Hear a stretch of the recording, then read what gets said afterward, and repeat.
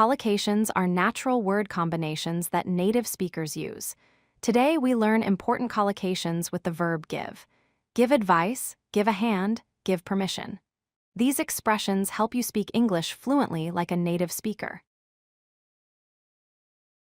Give advice means to offer guidance or recommendations to help someone make a decision. When your friend asks about a problem, you give advice.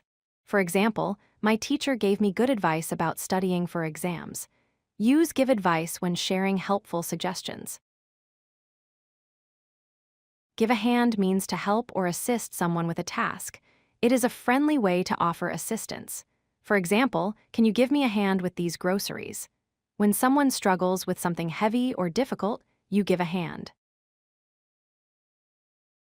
Give permission means to allow or authorize someone to do something.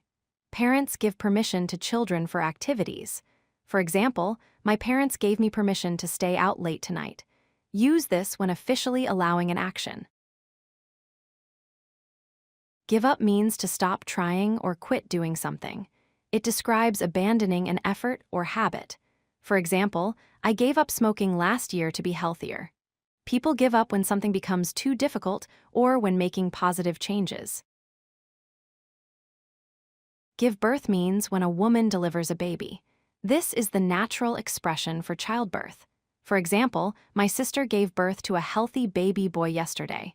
Doctors say a woman gave birth, never had birth. Remember these 5 key give collocations. Give advice for guidance, give a hand for help, give permission to allow, give up to quit, give birth for childbirth. Practice using them in complete sentences to speak naturally. Now try making your own sentences with these expressions. If you like this video, hit that like button and don't forget to subscribe.